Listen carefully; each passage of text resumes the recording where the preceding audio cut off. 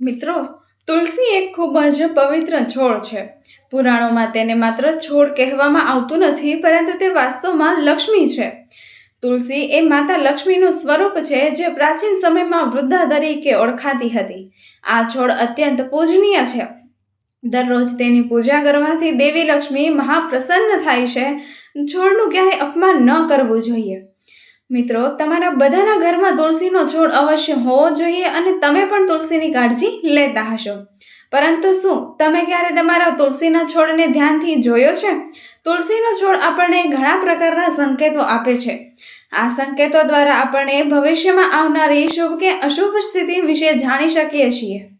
તુલસીનો છોડ તમને તમારા જીવનમાં સુખ કે સંકટ આવવાનું છે તેની માહિતી મિત્રો પહેલાથી જ આપે છે. જો તમે તુલસીના છોડને ધ્યાનથી નિહાળશો તો તમને ભવિષ્યમાં બનતી અનેક મહત્વપૂર્ણ ઘટનાઓની માહિતી પણ મળી શકે છે. તુલસી એક અલૌકિક શક્તિ છે. માતા લક્ષ્મી ખરેખર તુલસીમાં રહે છે. એટલે જ ભગવાન વિષ્ણુને તુલસી ખૂબ જ પ્રિય છે. જ્યાં પણ તુલસીનો છોડ હોય છે ત્યાં ભગવાન વિષ્ણુ માતા લક્ષ્મી સાથે નિવાસ કરે છે. શ્રી કૃષ્ણ કહે છે કે જે તુલસીની પૂજા કરશે તેમ મૃત્યુ પછી નરકમાં નથી જશે. જો મૃત્યુ વ્યક્તિના મોઢામાં તુલસીનું પાન રાખવામાં આવે તો તેના આત્માને ક્યારેય અધોગતિ થતી નથી. તેની આત્માને મોક્ષ મળે છે. જે લોકો તુલસીને પાણી આપે છે અને તુલસીની સેવા કરે છે તે બધા અકાલ મૃત્યુથી બચી જાય છે. તેવા લોકોને મૃત્યુ સમયે ક્યારે પણ તકલીફ પડતી નથી. ભગવાન શ્રી કૃષ્ણ કહે છે કે જે ઘરની સામે તુલસીનો છોડ હોય છે તે ઘરમાં દુષ્ટ શક્તિઓનો વાસ કરવા દેતી નથી. એટલા માટે શાસ્ત્રમાં તુલસીનો છોડ ઘરની આગળ વાવવાનો ઉલ્લેખ કરવામાં આવ્યો છે. જે ઘરના મુખ્ય દરવાજાની સામે તુલસીનો છોડ હોય તે ઘરમાં ક્યારેય મૃત્યુ થતું નથી. પરંતુ તુલસીના છોડને ક્યારેય ગંદી જગ્યાએ ન રાખવું જોઈએ. કેટલાક લોકો જાણે અજાણે નાણાં પાસે કે તુલસીનો છોડને લગાવી દે છે. તુલસીનો છોડ હંમેશા જમીનની ઉપર રાખવો જોઈએ. તુલસીના છોડ પર ક્યારેય ગંદુ પાણી ન પડવું જોઈએ અને વ્યક્તિગત રીતે આ વાતનો પુરાવો જોયો છે કે ઘરમાં તુલસીનો છોડ ગંદી જગ્યાએ અથવા ગટરની નજીક લગાવવામાં આવ્યો હોય તે ઘરમાં હંમેશા દરિદ્રતા આવતી રહે છે. તેથી તમારે આવી ભૂલ ક્યારે પણ ન કરવી જોઈએ. હંમેશા તુલસીને વાસણમાં વાવો અને તેને જમીનની ઉપર રાખો.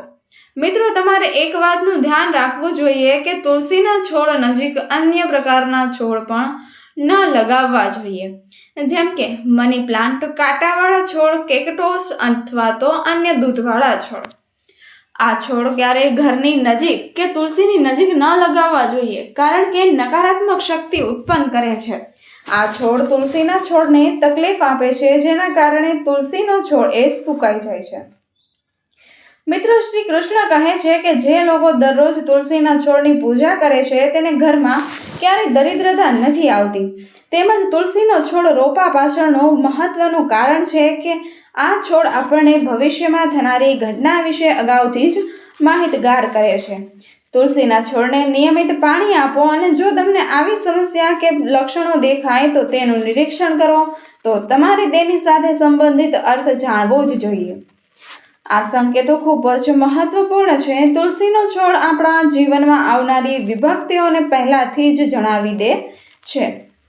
આ છોડ આપણને અન્ય કુદરતી અને શક્તિઓને કારણે પેદા થતા ઉત્પાદનો વિશે પણ અગાઉથી જ આપણને જાણ કરી દે છે. જેથી કરીને આપણે સાવચેત રહીએ છીએ. જેથી આપણે સાવધાન થઈને તે સંકટની પરિસ્થિતિનો સામનો પણ કરી શકીએ છીએ. પુરાણોમાં આવા અનેક પ્રકારના ઉત્પાદનો ઉલ્લેખ કરવામાં આવ્યો છે. જ્યારે પણ જીવનમાં સારો કે ખરાબ સમય આવવાનો હોય છે ત્યારે આપણને આપણી આસપાસના વૃક્ષો અને છોડમાંથી સંકેતો પણ મળે છે. તો મિત્રો, ચાલો હવે જાણીએ કે તુલસીના છોડ દ્વારા આપણને કયા પ્રકારના સંકેતો મળે છે. જો તમે પણ તમારા ઘરની સામે તુલસીનો છોડ લગાવ્યો હોય તો તમારે આ વિડીયો અવશ્ય જોવો જોઈએ અને તે સંકેતો વિશે જાણવું જ જોઈએ. તો મિત્રો, જો તમને આ ચેનલ પસંદ આવી હોય તો વિડીયોને લાઈક અને ચેનલને સબસ્ક્રાઈબ કરી બેલ આઇકન પણ પ્રેસ કરી દેજો. અને મિત્રો, કમેન્ટ બોક્સમાં જય માં તુલસી, જય માં લક્ષ્મી ચોક્કસથી લખી નાખો. મિત્રો, તુલસીનો છોડ અચાનક સુકાઈ જવાનો પહેલો સંકેત છે. જો તમે તુલસીના છોડની યોગ્ય કાળજી લેવામાં આવે તો તે ક્યારેય સુકાતું નથી. જો તુલસીનો છોડ સારી સ્થિતિમાં હોય અને અચાનક સુકાઈ જાય તો આને શુભ માનવામાં આવતું નથી. શાસ્ત્રોમાં તુલસીના છોડને સૂકવવું ખૂબ જ અશુભ માનવામાં આવે છે. કોઈ કારણસર તમારા પૂરા પૈસા ખર્ચ થઈ જાય છે અથવા તમારા ધંધામાં મોટું નુકસાન સહન કરવું પડી શકે છે. એટલા માટે જો તુલસીનો છોડ અચાનક સુકાઈ જવા લાગે છે તો તમારે સાવધાન રહેવું જોઈએ. બીજી એક નિશાની છે મિત્રો કે તુલસીના લીલા પાંદડા, અને જો તમારા ઘરમાં હાજર તુલસીના લીલા પાંદડા જાતે જ પડવા લાગે તો તેને અશુભ નિશાની ગણવી જોઈએ. જો પવનને કારણે પાંદડા પીળા પડી જાય અને ખરવા લાગે તો એ મિત્રો એક સ્વાભાવિક વાત ગણાવી શકાય છે. પરંતુ જો લીલા તુલસીના પાન ખરવા લાગે ત્યારે દેવી લક્ષ્મી તમારાથી ખૂબ જ નારાજ થાય છે અને તે તમને ઈશારો કરી રહી છે કે તમારે તમારું ઘર છોડીને જઈ રહી છે. તમારા ઘરમાં કેટલીક એવી વસ્તુઓ થઈ રહી છે જે દેવી લક્ષ્મીને પસંદ નથી, જેવી કે પરિવારના સભ્યો વચ્ચે ઝઘડા, ત્રાસ કે ઘરની સ્ત્રીઓનું અપમાન. જો ઘરમાં દારૂ અને માંસનું સેવન થતું હોય તો આવા ઘરમાં દેવી લક્ષ્મી ક્યારેય પણ અટકતી નથી. ત્રીજી નિશાની છે કે તુલસીના છોડ પાસે અન્ય છોડ ઉગાડવા. તો આ એક સારો સંકેત છે. આ સંકેત છે કે તમારા ઘરમાં ખુશીઓ આવવાની છે, તમને ઘણા સ્ત્રોતોમાંથી પૈસા મળશે અથવા તમારો ધંધો વધશે. જો તમારા ઘરની સામે તુલસીનો છોડ જાતે જ ઉગે છે તો સમજી લેવું જોઈએ કે તમારા ઘરમાં ખરેખર દેવી લક્ષ્મીનો પ્રવેશ થયો છે. જ્યારે દેવી લક્ષ્મી સ્વયં આવે છે ત્યારે છોડ આપોઆપ લીલો બને છે. ચોથો સંકેત છે તુલસીના છોડની પાસે કીડીઓનું આગમન. જો અચાનક તમારા ઘરની સામે તુલસીના છોડના વાસણમાં કીડીઓ આવવા લાગે તો મિત્રો તે એક ખૂબ જ શુભ સંકેત છે. પરંતુ તુલસીના છોડને કીડીઓથી અસર થતી નથી. જો છોડ પર અન્ય જીવજંતુઓનો ઉપદ્રવ થાય તો તે શુભ ચિહ્ન મિત્રો ગણવું જોઈએ. તુલસીના છોડ પર કરોળિયો કે કરોળિયાનો માળો હોય તો તે પણ સંપત્તિનું નુકસાન સૂચવે છે. તુલસીનો છોડ જેટલો સુંદર અને લીલો દેખાશે તેટલું જ તમારો પરિવાર સુખ અને સમૃદ્ધ રહેશે. બસ ઘરની બહાર લગાવેલા તુલસીના છોડને જોઈને તમે અંદાજ લગાવી શકો છો કે ઘરનું વાતાવરણ કેવું હશે.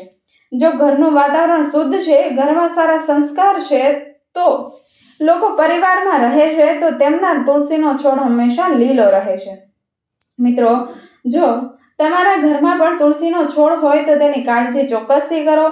તુલસીમાં તમે સુખ, સમૃદ્ધિ અને સંપત્તિ પ્રદાન કરશે. તો મિત્રો, જો તમને આ માહિતી પસંદ આવી હોય તો વિડીયોને એક લાઈક કરો અને ચેનલ જપ્પુ એન્ટરટેનમેન્ટને સબસ્ક્રાઇબ જરૂરથી કરો અને કમેન્ટ બોક્સમાં જય લક્ષ્મી માતા અવશ્ય લખી નાખો.